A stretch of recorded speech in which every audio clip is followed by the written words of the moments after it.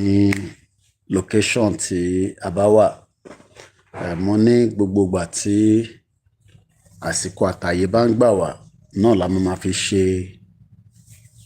ọ̀rọ̀ tá a máa fi bára wa discuss nípa ìdí tí a ṣe fẹ́ takú sínú Nàìjíríà tí kò ṣiṣẹ́. Bí gbogbo wa ti ṣe mọ̀ lórí ìkànnì wa yìí, ìkànnì tí ìbéèrè la máa ń béèrè, a dẹ̀ fẹ́ káwọn èèyàn dá wa lóhùn torí ọ̀pọ̀lọpọ̀ ìbéèrè tí a ṣe ń bi àwọn tó jẹ́ adarí wa, tó jẹ́ àwọn olóṣèlú, ṣe ni wọ́n ń sá kò fi dá wa lóhùn. Lákọ̀ọ́kọ́, mo kí bàbá wa Professor Adébánjí Akíntóyè, bàbá tí ó wo ìní, bàbá tó wò ọ̀la, bàbá tó wo ọ̀nkán torí pé inú ìgbèkùn ni gbogbo ọmọ Yorùbá ń lọ bá ṣe ń lọ báyìí. Lótìítọ́ ọ̀pọ̀lọpọ̀ wọ́n gbà fún bàbá yẹn.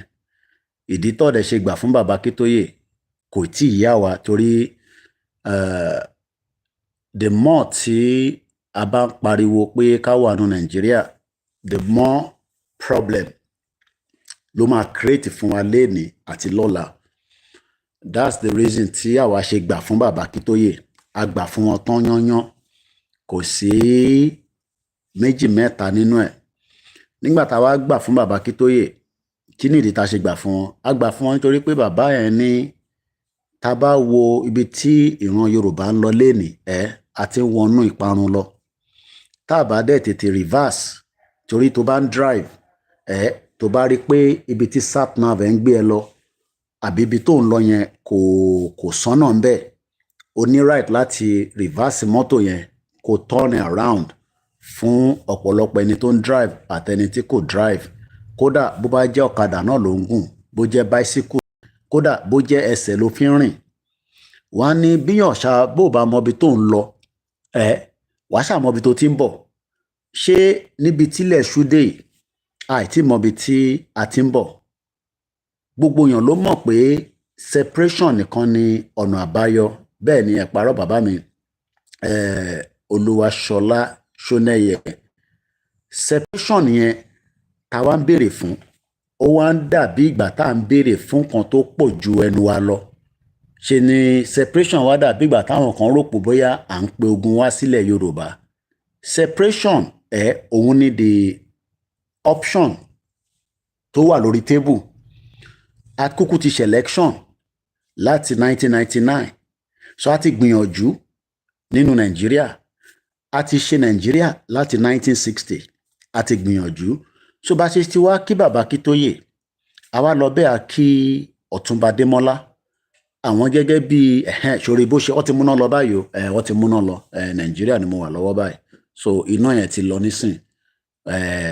Tí bá fẹ́ yẹ kọ́ mo dé up nepa, mo mọ ti máa ṣe, but for now ìwọ máa wò mí báyìí torí pé inú òkùnkùn tá a wà bó ṣe rí gangan náà ni. Ẹni tó bá dẹ̀ wà nínú òkùnkùn ò ní mọ̀ bóyá pátá ló máa gbé ni, bóyá kọ́ọ̀pù ló máa gbé ni, kódà o lè lọ fi ẹsẹ̀, o lè lọ fi gúnṣò nínú òkùnkùn. So inú òkùnkùn ni gbogbo wa wà báyìí. This is the Nigeria tí a ti wà nínú ẹ̀ for 63 years. Bàbá wa Ọ̀túnba Adémọ́lá tó jẹ́ deputy YSDM, tá a mọ̀ sí Yorùbá Self-Determination Movement, àwọn náà fọwọ́ kún bàbá wa Professor Adébánjí Akíntóyè. Wọ́n ní kí ó ṣe kí ni? Wọ́n ní kájọ polongo fáwọn ọmọ Yorùbá ìtàn pè ní separation. Separation ò mean pé àní ní neighbors, àní ní àwọn tó máa jọ bá wa gbé nínú ìlú, but gbogbo àwọn ọmọ Yorùbá ní no, ẹ jẹ́ ká wà nínú darkness bá ṣe wà nínú ẹ̀ báyìí. Ṣe rí pé yìí náà ò rí mi lọ títí mọ́ báyìí. Tí bá fẹ́ kẹ́ rí mi, mo mọ ti máa ṣe, but ẹ má ti worry nípa yẹn. Now alàgbà kan tó wá dìde, alàgbà yẹn là ń pè ní Sunday ọmọ Adéyẹmọ Ìgbòho Òòṣà. Ìwọ́n wá fún wa ní ọ̀nà tí a fi lè wà nínú ibi tí a ti wà, àmọ́ ká ti wà nínú darkness báyìí. Nígbà tí Ìgbòho wá dìde, òun wá ṣe kí ni? Ó wá lọ báyìí, ó lọ báyìí, ó bẹ̀rẹ̀ sí pariwo, ó wá mú brightness wá. Ìgbòho wá dé, kàkà káwọn ọmọ Yorùbá wá sọ fún Ìgbòho pé eléyìí tó ń fún wa yìí ṣó máa stop insecurity. Ó ní bẹ́ẹ̀ ni. ṣé ilẹ̀ Yorùbá máa lè grow in economic wise? Ó ní bẹ́ẹ̀ ni. Ṣé a lè close the border wa fún àwọn terrorist tí wọ́n ní máa yọ wá lẹ́nu? Ó ní bẹ́ẹ̀ ni. Àwọn kan wá disagree pẹ̀lú ẹ̀. Wọ́n ní bí border wa ṣe open yẹn ó pé wa tí àwọn tó ń dáràn tó ń wọlé. Ṣẹ́yìn mọ̀ pé the more tí a bá mọ àwọn tájọ́ ń gbé nínú ilé, the more ló máa ṣe àkóbá àdábá fún gbogbo ohun tó lúkálukú wa bá ń ṣe. Nínú ẹ̀ wá jí wa gbé, nínú ẹ̀ wá destroy economy wa directly and indirectly. Nínú ẹ̀ wá make sure pé àwọn tó wá fẹ́ wa láya, wá fẹ́ wa ní àwọn ọmọ wa, tó bá wá dọjọ́ iwájú tí Fúlàní bá náà fẹ́ jẹ gọ́vnà Lagos State, kí lẹ máa ṣe sí? Tí Fúlàní bá náà fẹ́ jẹ gọ́vnà Ogun State, kí la máa ṣe sí lọ́jọ́ iwájú? Ìjà tí ń ronú lọ bẹ́ẹ̀? Àbí a kàn ń wò pé wọ́n kàn jáde lórí social media, wọ́n ń pariwo, kí ló rí tẹ́ ń pariwo tó tó yìí? Àwa tí ń wo the future tó ti wà stock nínú ibi tó ń pè ní Nàìjíríà nísìn. We want a better opportunity. We want a future that the Yoruba people, mo ṣe kúrò lọ́dọ̀ cousin mi wà látà láìpẹ́. Mo sọ fún yín pé tí wọ́n bá rí wà látà ní ibi tí iléeṣẹ́ tó ń bá ṣiṣẹ́ ní UK, tó bá rí níjọ́ kan, iléeṣẹ́ yẹn máa dàrú nìkan tó ń manage. Nígbà tí mo débẹ̀, property yẹn, I haven't been there for a very long time torí iṣẹ́ Yorùbá Nation yẹn. I've been very busy. Nísìnyí mo ṣe ní time díẹ̀díẹ̀ torí project èmi náà ń ṣe lọ́wọ́lọ́wọ́ láti lè fi move around. Mo wá dọ́dọ̀ wà látà. Building tí wà látà ti ń ṣiṣẹ́, wọ́n ṣe parí building yẹn, wọ́n renovate 45 million pounds sterling ni wọ́n fi renovate building yẹn. 45 million. Ṣó mọ̀ tí tó ṣe renovate building yẹn? Kò ń ṣe pé building yẹn kò ṣiṣẹ́ mọ́ fún purpose.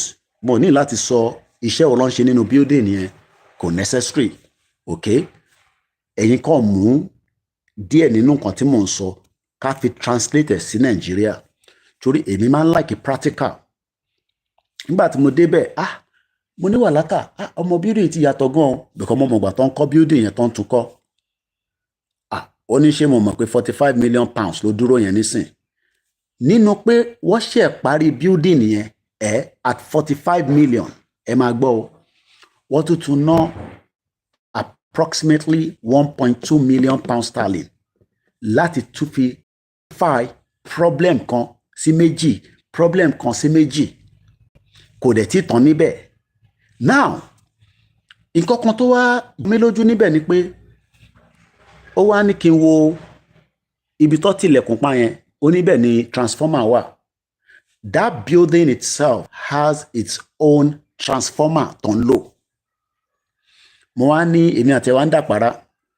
Mo wá ní that is àwọn transformer táwọn olóṣèlú tó máa rà sádùúgbò. Èmi wá ń bèèrè pé ṣé ògan ni transformer máa ń ṣe? Oníṣẹ́ mo mọ̀ pé òun ló máa ń stabilize iná, because iná tó ń bọ̀ lórí títì ọ̀dọ̀ wọn yẹn, transformer ló máa kọ́kọ́ stabilize kó tó gbé wọnú building tiwọn. So if a building, máa farabalẹ̀ kó gbọ́ mi o, if a building in UK, one building ni o, but is a massive building.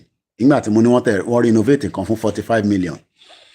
If that building is now using its own transformer, and ìwọ wá ní ká lo the same transformer tí ilẹ̀ Yorùbá ń lò, òun náà ni kí Haúsá lò, òun ni kí Ìgbò lò, òun ni kí gbogbo àwọn ẹ̀yà tó ń bẹ nínú Nàìjíríà, you want us to be using the same transformer, kò dẹ̀ ní sí spark.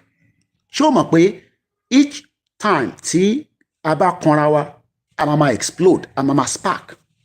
Ìyẹn lẹ ṣe ń kanra mọ́ Ìgbò ní Lagos State, ìyẹn lẹ ṣe ń kanra mọ́ Haúsá, nítorí pé tó bá gbé tòmátò wọn dé nísìn, àbí tó bá gbé wá, ṣe la máa pariwo, Koiki ẹ má dogúnlẹ̀ o, kí la máa jẹ báyìí, tẹ bá ti dá wàhálà lẹ̀, tòmátò málà tá ń jẹ yìí wọ́n ní kó wá mọ́. Kò jẹ́ kí brain wa wá lè open, nítorí pé Ìgbò àtàwúsá, number one, a kì í ṣe elédè kan náà. ẹ̀yà wa ọ̀tọ̀ọ̀tọ̀, culture wa ọ̀tọ̀ọ̀tọ̀, ìṣesí wa ọ̀tọ̀ọ̀tọ̀, a dẹ̀ mọ́ra wa rí, a ṣe kí ni, a mọ́ra wa rí. Bọ̀ tó bá jẹ́ a bá tètè stọ́pù ìtàn pè Nàìjíríà nísìn, àwa lọ dá ní transformer tiwa. Iṣẹ́ wo ni transformer máa wá ṣe? Àwa mú transformer yẹn, a bẹ̀rẹ̀ sí transform ilẹ̀ Yorùbá, a sọ di ẹni tí wọ́n ń pè ní ìgbàlódé. Now, ẹ jẹ́ ká padà sórí project yẹn. If a project tí wọ́n ṣe parí at 45 million pounds sterling, number one, kí lẹ rò pé wọ́n ṣe change project yẹn tó lo new project? Ẹ bá mi fọ́ sínú comment section. Mo kí gbogbo ẹ̀yin èèyàn wa tẹ́ ń wọlé. Ẹ má ká máa dárúkọ àtútù wà nínú darkness. Bí ọ̀rọ̀ Nàìjíríà ṣe rí nìyẹn. Bó ṣe máa mú lọ because transformer tá à ń lò, òun ni the same transformer tí wọ́n gbé fún Igbo, òun ni the same transformer tó gbé fún Hausa. Àìtí lo an independent transformer. Níjọ́ tá bá ti lo independent transformer, we will be able to improve and have a better opportunity. But what we are doing is, gbogbo àṣẹrí tí bá jọwọ́ báyìí, transformer yẹn a tún dáná padà. Àwa ń jí transformer ara wa lò. Igbo máa jí tiwa lò. Àwọn á lọ gbé fake product wá sílẹ̀ Yorùbá. Àwa náà máa ṣe kí ni? Àárà lọ́wọ́ wọn. Àwa náà mọ báwa náà ṣe ń ṣe jàǹbá fún gbogbo wa jọ ń ṣe jàǹbá fúnra wa nínú Nàìjíríà. Olúkálùkù ẹni tí ó wá jẹ́ alágbára ló máa jẹun ta. We don't want that kind of system. Ẹ jẹ́ ká padà sórí project ibi tí Wàlátà ti ń ṣiṣẹ́. Mo wá bẹ̀rẹ̀ sí wo gbogbo building yẹn. Mo bẹ̀rẹ̀ sí access ẹ̀ because mo mọ bí building yẹn ṣe rí tẹ́lẹ̀. Now, reason tó ṣe improve building yẹn is for equality and better opportunity. It is because building yẹn máa lè fún wọn ní tìgbàlódé. Nítorí bí building yẹn ṣe wà tẹ́lẹ̀ kò lè fún wọn ní tìgbàlódé. Wọ́n nídìí láti, number one, ṣe rántí pé mo ní wọ́n fún wọn ní new transformer. Gbogbo wiring ní building yẹn nísìn wọ́n ti upgrade ẹ̀. Because iṣẹ́ tí building yẹn ń gbé nísìn ó yàtọ̀ sí in tó ń gbé tẹ́lẹ̀. Ṣe rántí pé níjọ́ kan wà mo ṣe program tí mo ní Wàlátà ní wọ́n ní problem pẹ̀lú iná. After tó ti parí project yẹn ni o, wọ́n sì tún ní àwọn problem kankan. Wọ́n wá wonder pé building tí a ṣe renovate, kí ló dé tí a ṣe ní a bit of problem? Wọ́n wá bẹ̀rẹ̀ sí diagnose it. Because like I said, iṣẹ́ tí Wàlátà ń ṣe, iṣẹ́ tí wọ́n lè avoid. Kódà tó bá lọ holiday, wọ́n sì máa ń bẹ̀ pé kó kọ̀ mú phone kan dání táwọn bá ní problem.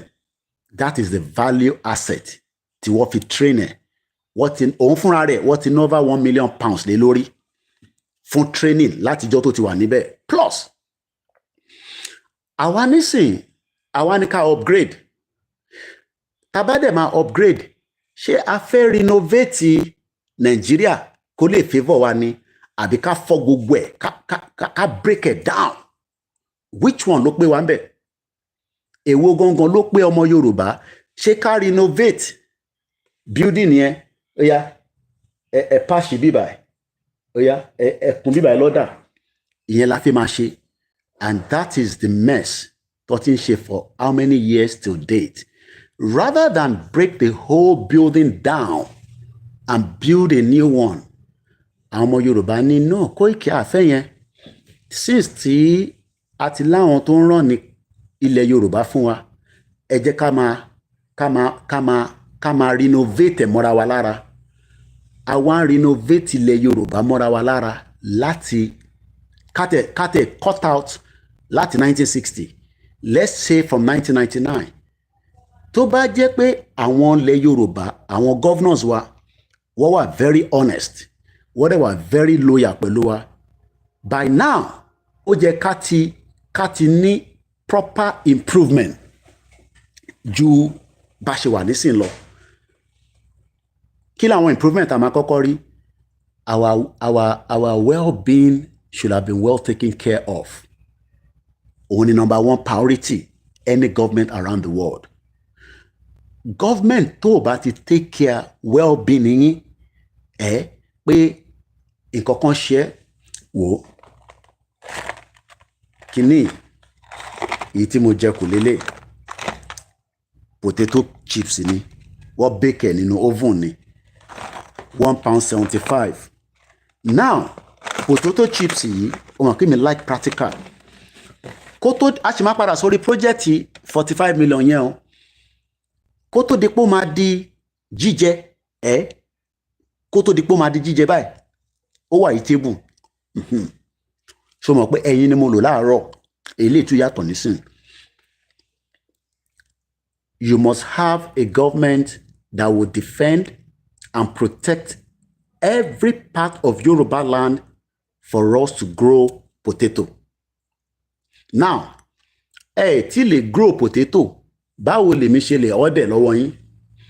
Tí bá ní Mr. Tọ́pẹ́, ní ọ̀la o, mo ní buyer tó fẹ́ ra potato in large quantity. Ǹjẹ́ lè supply mi? Ǹtọ́ máa kọ́kọ́ sọ ní Mr. Koiki. A lè supply yín o, but ní product yẹn nílẹ̀. Why do we have land? Kí ló dé ta ní ilẹ̀ tí a lè grow potato fún jíjẹ? Kódà tó bá jẹ́ pé ilẹ̀ wa kò ṣe grow potato, technology ti débẹ̀ lénìí. We can bring every materials ká pump sórí ilẹ̀ yẹn, ká make sure pé irrigation wà níbẹ̀, ká make sure pé ẹ̀yin kankan Mr. Adéwálé nísìn yìí tó ṣe jókòó sálẹ̀ mọ́ṣọ́ yẹn máa dá padà lọ sí Kwara State. Train ẹ̀, a máa wa tractor, a máa control ẹ̀, a wá gbin potato, a wá pọ̀ rẹpẹtẹ. Àwọn tó máa ṣan potato yẹn machine náà ni o, a kàn máa automate ẹ̀. Àwọn tó máa slice ẹ̀ títí tó máa fi di jíjẹ. Now, for 25 years, what our governors have done is wọ́n wá bẹ̀rẹ̀ sí manipulate gbogbo wa. Wọ́n máa sọ fún wa pé lóòótọ́ à ń ṣe democracy, but ilé ta wà nínú ẹ̀ tó ń pè ní Southwest ó ti wà battered gan, ó ti wà damage. So níta máa ṣe ni pé lára damage yẹn a máa renovate ẹ̀. Mo wá ń bi ọmọ Yorùbá lọ́sàn-án kọ sínú comment section. Ṣó possible pé ká renovate Kwara State nínú Nàìjíríà? Ṣó possible ká renovate Kogi State nínú Nàìjíríà? Ṣó possible ká renovate Ondo State wá ọ̀tá ṣe wà nínú Nàìjíríà? Ṣó possible ká renovate Ekiti State wá ọ̀tá wà nínú Nàìjíríà? Ṣó possible ká renovate Ọ̀ṣun State wá ọ̀tá wà nínú Nàìjíríà? Ṣó possible ká renovate Ọ̀yọ́ State wá ọ̀tá wà nínú Nàìjíríà? Ṣó possible ká renovate Ogun State wá ọ̀tá wà nínú Nàìjíríà? Ṣó possible ká renovate Lagos State? For 25 years, mo kí ìyá tó bí mi lọ́mọ, àwa ń renovate ilẹ̀ Yorùbá wá ọ̀tá wà nínú Nàìjíríà. Now, kí ló wá dé tí kò tó gbogbo wa jẹ? Mo kí àwa Ìfẹ́ Agbẹ́milékè, mo kí gbogbo ẹ̀yin tẹ́ ń darapọ̀ mọ́ wa, mo kí gbogbo ẹ̀yin girama, gbogbo ẹ̀yin olólùfẹ́ Koikimedia.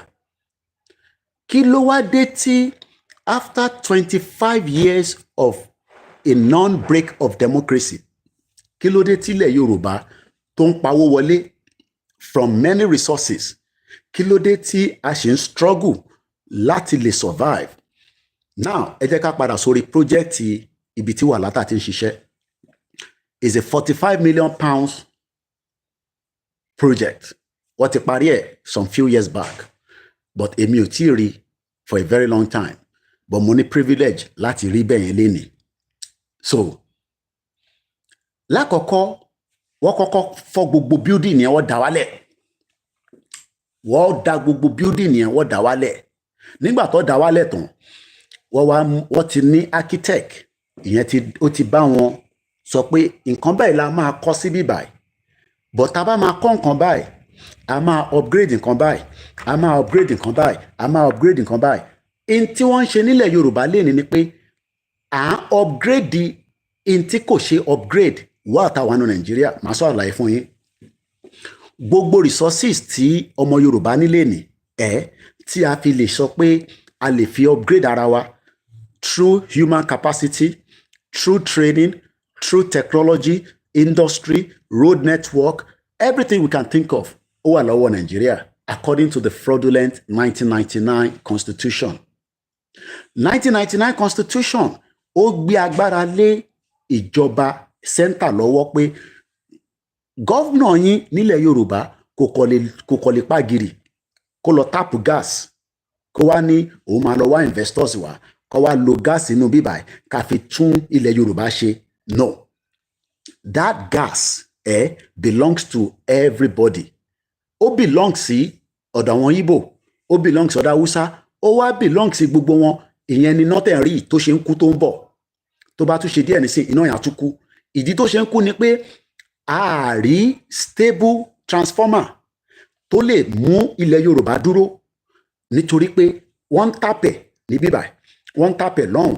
Bí wọ́n ṣe wá ń tàpẹ̀ káàkiri yẹn, ó wá ń fún àwa ní setback. Àwa bẹ̀rẹ̀ sí ń wá solution. Àwa rí ọ̀pọ̀lọpọ̀ professor tó jẹ́ kó wá jáde kó sọ pé a ti gbìyànjú lórí ọ̀rọ̀ Nàìjíríà. Ṣẹ̀rí pé iná ìtútù ti lọ transformer Nàìjíríà ló ń ṣiṣẹ́ because gbogbo àjọ ń tàpẹ̀ ni, but tí bá fẹ́ kó padà àtúnṣe kéde àtúnjọwọ́ sókè májíìkì bẹ́ẹ̀ nìyẹn. Àwa ń parọ́ fúnra wa. Ẹ jẹ́ ká mú lọ láti ẹ máa fún mi ní orúkọ gọ́vnà kankan nígbà tá a kọ́kọ́ bẹ̀rẹ̀ ní 1999. Ẹ jẹ́ ká lo Lagos State.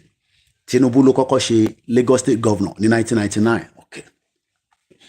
Kí ló dé tí after tí Tinubu ṣọdún mẹ́jọ tán tí kò lè stabilize Lagos State to the standard to keep the well-being of the citizen? Even after 25 years, ó lè rìn káàkiri lẹ́kọ̀ọ́ nísìn kò yọbọ. You know why?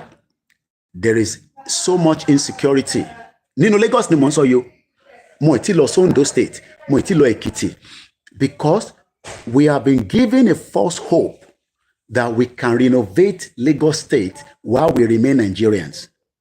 Rather than pull out of Nigeria, then àwa ṣe build the Lagos of our dream. Àwa sọ fún ẹ pé Lagos will work, but àwọn tó jẹ́ kó work lọ́mọ Igbo, because it is still the same transformer. Transformer tájọ ń lò yẹn ó ń affect gbogbo wa. And apart from the security, àwa rí identity crisis. Bí Lagos ṣe wà nísìn, we don't know who is who. Wọ́n máa ní Lagos has 20 million population. Then you ask yourself, mélòó gangan lọmọ Yorùbá tó wà nínú ẹ̀? How many people knows the numbers of ọmọ Yorùbá tó wà nínú Lagos? That means we have a state that is not working for you. Ó kàn ń pèrè lọ́mọ Yorùbá ni. Tó bá wá jẹ́ ọmọ Yorùbá tó jẹ́ Yorùbá ti Ọ̀ṣun state, Yorùbá ti Èkìtì state, àti gbogbo ilẹ̀ Yorùbá tó ń gbé ní Lagos state, you are also affected. The question we should now put to the politician is, how soon do you want to build the Yoruba land of our dream? Ẹ jẹ́ ká bi wọ́n ká lè mọ how long la fi pẹ́ sínú Nigeria. Is it going to take them another 30 years? Is it going to take them another 20 years? Is it going to moki our great solution to this man moki gbogbo yẹn tẹ̀ ń wọlé torí time? Let me just push the program, because like I said, every little space we must educate ourselves. Now, Eshigoni, social welfare, economic identity crisis. But the major aspect of everything that we are dealing with is because nígbà tí mo ní a 45 million project was built, wọ́n lo iyẹ̀pẹ̀ tó wà níbẹ̀ tẹ́lẹ̀, because iyẹ̀pẹ̀ yẹn ó ti di kíni, ó ti di ntí ó máa ní conflict of interest. Ó máa ní conflict of interest. Wọ́n gbọ́dọ̀ lọ ra updated iyẹ̀pẹ̀. Wọ́n gbọ́dọ̀ lo proper wiring cable tó máa gbé iná láti transformer tó máa gbé wọnú building yẹn. And a lot of other things were built in that. Like I said, I'm not going to give you intention in a building yẹn gangan. But think about it. Why would they want to break down a whole building and build a new one at 45 million pounds sterling? It's because one need there for a purpose and the service into the serve for the public and the private sector.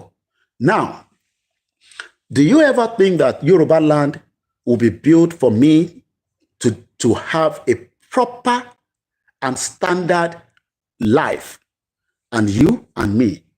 Because the current Southwest that is under Nigeria today, it is not going forward. It is already going backwards. They can give you all kind of figures. As long as it is still under the Nigeria, the hope will continue to diminish. The future continue to be dragged back. Now, what can be the benefit if we bring everything down? The benefit is that alowa, larawa, within and outside, that can now redesign Yoruba land for us. Because the current design of Yoruba right now is the one that the British created. And British more created that particular one so that kò ní ṣiṣẹ́ fún àwa, kò ní ṣiṣẹ́ fún ìran tó ń bọ̀. When we now have a new architect ló máa wá ní, when we have a Yoruba country, a fẹ́ gbọ́ English kankan ní classroom, we are going to use Yoruba. Mo kí Abiodun Ogunmola, mo kí brother mi Adébáyọ̀ Kìkì àti gbogbo ẹni tẹ́ ń darapọ̀ mọ́ wa. The first thing that we would do is that mo kí bàbá mi Abubakar Alade, a máa kọ́kọ́ ṣe kí ni? A máa kọ́kọ́ stop English òfò, because English is not our language. Ara transformer problem tá à ń face lẹ́ni nìyẹn. Ṣé wàá mọ̀ pé why táwa ń sọ English tó bá dé north, èmi ò débẹ̀ rí, but in tó ń sọ fún wa àwọn tó ti gbé níbẹ̀, ṣé English ló fi ń communicate ní north? Mo kí bàbá mi Simon Adébísí, mo ní ṣé English language ni wọ́n fi ń bára wọn sọ̀rọ̀ nílẹ̀ Haúsá? Ṣé tí bá lọ Kánò nísìn, tí bá wọnú bank, ṣé English ló máa fi bá mi sọ̀rọ̀ àbí èdè Haúsá? Wá lo èdè Haúsá fi bá mi sọ̀rọ̀. That means pé ní Southwest nìkan ara transformer problem tá à ń face nìyẹn o. Because for every time tí náà yẹn bá ti cut out, that is the reason why we gotta get the hell out of Nigeria. Because the more tá bá jókòó sínú ẹ̀, the more the problem we will face.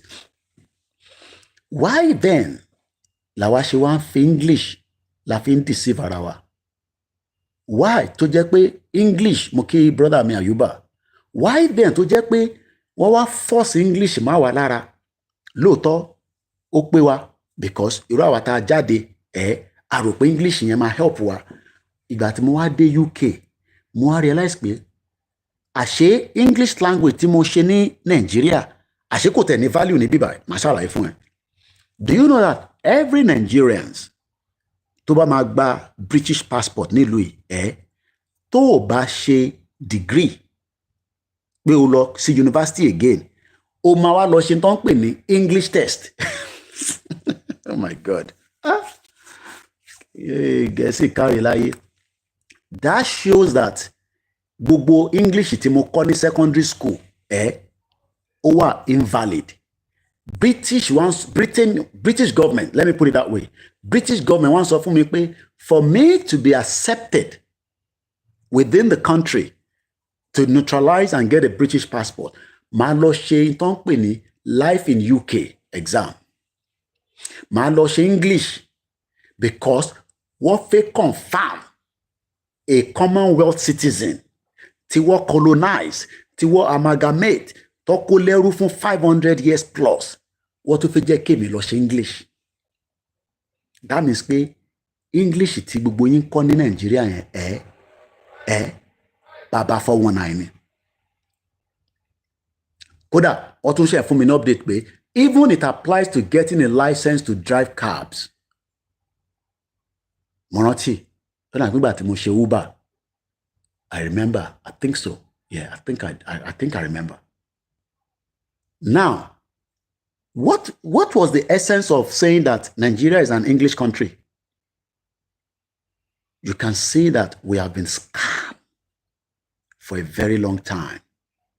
But ẹ má blame ara yín, ẹ má blame anybody. Ẹ bá wa share program yìí, mo kí gbogbo ẹ̀yin followers wa, mo dúpẹ́ lọ́wọ́ yín, ẹ kú àdúrótì, ẹ̀yin kò bá wa gbọ́wọ́lé share button. Má worry pé tó bá share lọ́nu church group ẹ, wá ní kí lẹ gbé wáyé, wàá kọ̀ sọ pé lórí ọ̀rọ̀ Yorùbá country là ń sọ̀rọ̀. We are told to go and study English, but that English is as useless for the British passport application. Tí bá argue pẹ̀lú Home Office pé I don't want to go and do English. I am from an English-speaking country. Ẹ mọ̀ tó máa sọ fún mi? Wọ́n ní àwọn accepted. Ní tó máa sọ nìyẹn. Wọ́n ní àwọn ṣe kí ni? Àwọn accepting that English from Nigeria. Now, the question is, why are we forced? Are we ready? I booked the car and All right. Why are we forced to speak in English? Mo mú yẹn sí ẹtú lọ fi yẹn ká máa fi ṣe ká tún máa fi pàdé. Kí ló dé tó wá force gbogbo wa pé ká lọ kọ́ English nígbà tí wọ́n mọ̀ pé tá bá dé ìlú yìí kò ní wà value. So that means pé English yẹn Nigeria nìkan ló ti value, kò value ní UK. That is a fraud, and that is the reason why we must retain our own true identity. Yorùbá nation, no going back. Ní ṣe lásán, Adélé lérí, mo kí gbogbo alẹ́ nǹkan sí o. Koikimedia, bringing the world closer to your doorstep. Ẹ rántí summary, 45 million project, wọ́n dá gbogbo ẹ̀ wò, wọ́n kọ̀ mí. Ṣé ká dá gbogbo Nàìjíríà wò, ká build a new Yorùbá country, or ká renovate ẹ̀? Ẹ kọ sínú comment section. Àtújọ pàdé.